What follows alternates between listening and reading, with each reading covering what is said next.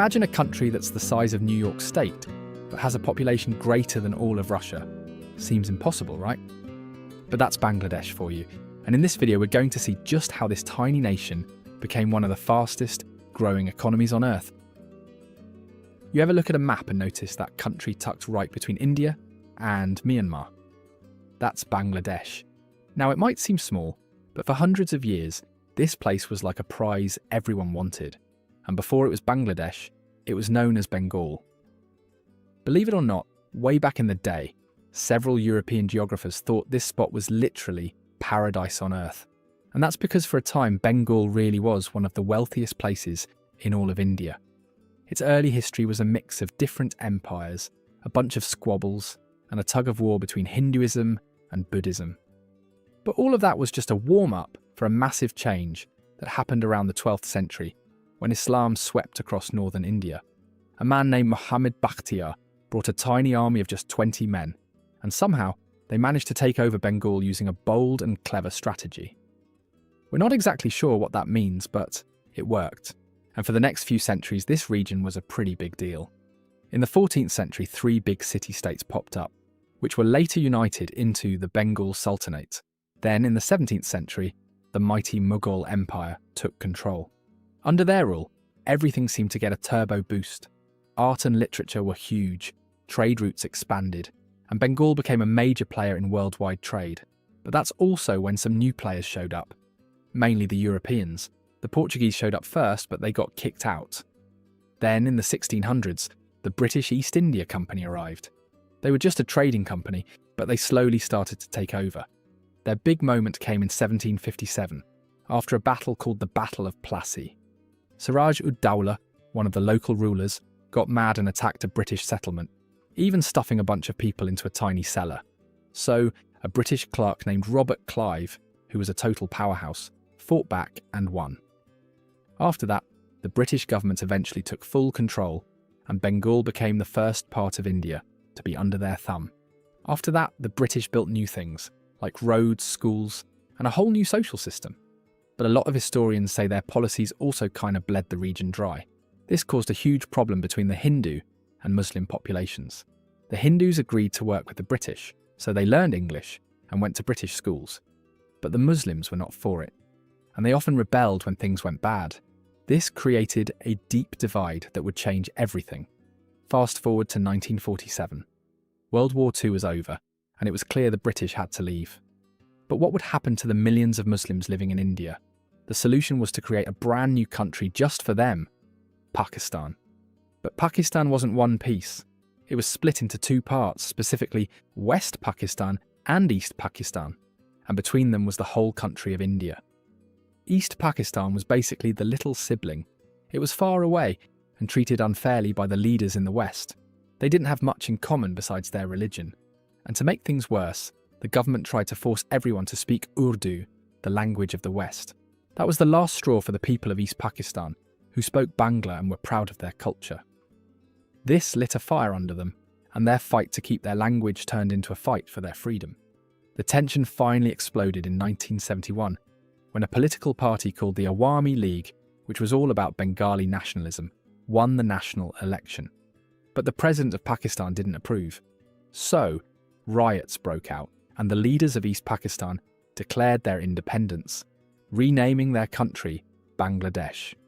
In response, the Pakistani army came in hard, and what followed was a brutal war. Bangladeshis today still call it a genocide. Millions of people ran for their lives into India, and eventually, India stepped in to help. It was one of the shortest and bloodiest wars ever. But with India on their side, the Pakistani army was quickly defeated. In just 11 days it was over, and on December 16th, 1971, the world got a new country. Bangladesh. The guy who started it all, Sheikh Mujibur Rahman, became the first prime minister. And just a few years later, in 1975, the military took over. And that started a whole series of military governments and coups. It was a pretty bumpy road, with different political parties taking over and then being overthrown. This went on for a long time, until 1991, when the country finally returned to a full-on democratic system. For almost 2 decades after that, the 2 main political parties, the Awami League and the Bangladesh Nationalist Party, or BNP for short, basically took turns being in charge. Which brings us to the present. Because the political situation has been pretty intense recently, the country saw a massive, unexpected change in 2024 when the government was removed and an interim government took over. It's now led by a Nobel Peace Prize winner named Muhammad Yunus. Needless to say, this has been a huge shift, and a lot of people around the world are watching to see how this transition plays out. So, with all that political turbulence, how has the economy managed? But first, how big is the economy we're even talking about? For the last 20 years, Bangladesh has been a real success story, growing at an average of about 6.25% every single year. And in 2024, the country's GDP was $450 billion. It's had such a fast growth rate that the country is on track to graduate from the UN's list of least developed countries in 2026. But here's the reality check. Even with all that growth, the country has been facing some economic headwinds lately. Because while it bounced back quickly from the COVID-19 pandemic, things have gotten a bit shaky since the big political changes. And here's what I mean by that. For the fiscal year of 2025, economic growth is projected to be between 3% and 5%, which is a noticeable slowdown. Some international groups like the World Bank are even more cautious, forecasting growth at around 3.3%. And one of the biggest problems is inflation. The prices of things are going up and up, with projections saying it could be over 10% in 2025. This makes things really tough for families, especially when it comes to essential things like food. And speaking of tough challenges, the country is also dealing with big financial pressures. Foreign reserves, which are like the country's savings account, have fallen from $33 billion in 2022 to around $14.5 billion in mid-2025. That's a huge drop and raises some worries about economic stability. So now that the bad news is out of the way, let's look at the bright side. One of the biggest parts of the economy is the garment industry. And in the fiscal year 2025, this industry brought in a massive $39.35 billion in exports.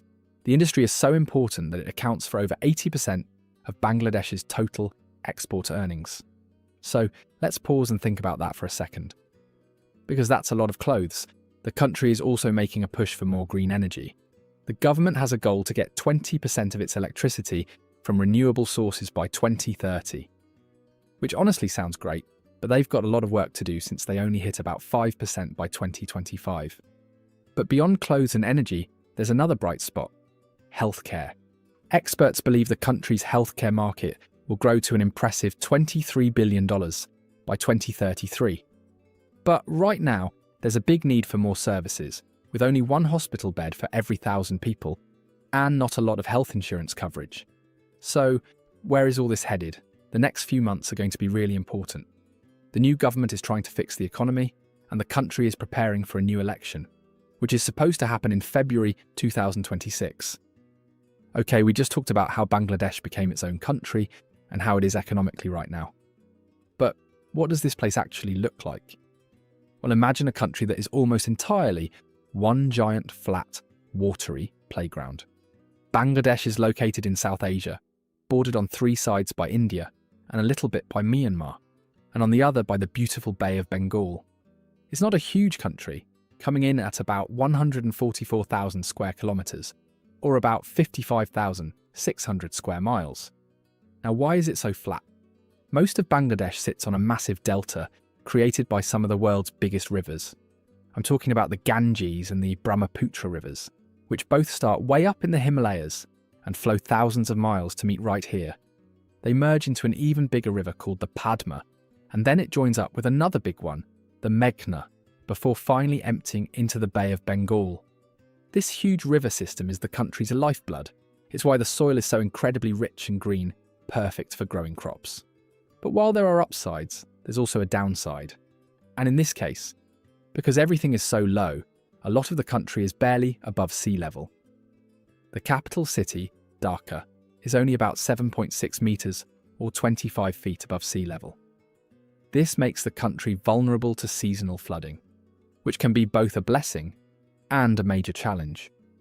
Which naturally begs the question, is all of Bangladesh flat like a giant pancake? Well, Not quite. While most of the country is flat delta, there are a couple of spots where the land rises up a bit. In the northeast, you'll find the hilly Sylhet region, which is famous for its lush green tea plantations. Then in the southeast, you have the Chittagong Hill Tracts. This area is a series of rolling ridges along the border with India and Myanmar. Some of these hills can get pretty tall, with peaks reaching over 1,000 metres, or about 3,300 feet. Now let's talk about the weather and wildlife. Being so close to the equator, Bangladesh has a tropical climate with 3 main seasons. The first is a cool, dry winter from October to March. Then things heat up from March to May, with average temperatures around 29 degrees Celsius, or about 84 degrees Fahrenheit. But the real action starts from May to September, during the monsoon season. This is when almost 80% of the country's yearly rainfall happens. It gets super humid, but all that rain turns the landscape into a vibrant, brilliant green. Now, moving past the landscapes, what about the people? What is daily life like, and what traditions do they hold dear? Well, to put it simply, Bangladesh is a country bursting with culture and tradition. First, let's look at who calls this place home. Bangladesh is a hugely populated country with over 173 million people, which is about 2.1% of the world's population. And guess what? 98% of the people here are ethnic Bengalis, a group that shares a common language, Bangla. The other 2% are made up of smaller, distinct ethnic groups, which adds to the country's rich tapestry of people. But besides its ethnic background, this place has a deep, rich heritage that you can see everywhere. In the buildings, the art, the music, and the clothes. So let's start with their beliefs. Because of its history, the 3 main religions here are Islam, Hinduism, and Buddhism. They have all had a big influence on daily life. In fact, about 91% of the population identifies as Muslim, making it one of the largest Muslim countries in the world. Then, when it comes to art, the people of Bangladesh have a serious creative streak. The first known examples of their literature are over 1,000 years old. Over time, famous poets and writers have added to this amazing collection of stories and poetry. And that creativity extends to music and dance, which are a huge part of life here. You can break down the music into 3 main types: classical, folk, and modern. Classical music is often played with traditional instruments like bamboo flutes and wooden drums. Then you have folk music, which is all about local stories, love, and spiritual themes. And of course, there's modern music, especially in the big cities like Dhaka, where local bands mix traditional sounds with Western rock and pop. Dance is also a big deal, so in the countryside, girls often dance to popular folk songs, just letting the rhythm move them. Now, what about what people wear? While you'll see a lot of modern clothing in urban areas, traditional garments are still very popular, especially in the countryside. For women, the sari is a classic choice. It's a long piece of cloth that's beautifully draped to form a skirt and top. A lot of these are made from incredibly fine, world-famous quilted patchwork. Now for men, the traditional outfit is a knee-length cotton dress called a Punjabi, which they often wear, with cotton shirts called fatuas. So now that we can picture what it's like living there, let's talk about my favourite thing: food. The cuisine here is a real melting pot of flavours, with dishes for special festivals and specific seasons. The go-to meal for most people is simple but delicious. Rice served with various dishes like fish, eggs, curries, and lentil soup. The national fish, called hilsa, is a must-have for special occasions. And if you're ever in Bangladesh, you have to try some of the amazing snacks and sweets, like payesh, a sweet rice pudding, or jalmuri, a spicy, crispy mix that's a favourite for both kids and adults.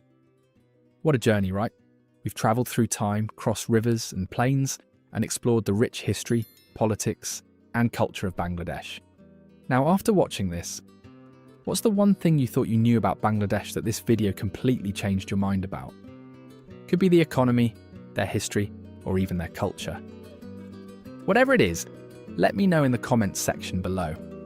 And as always, if you loved this video, you're going to enjoy this next one.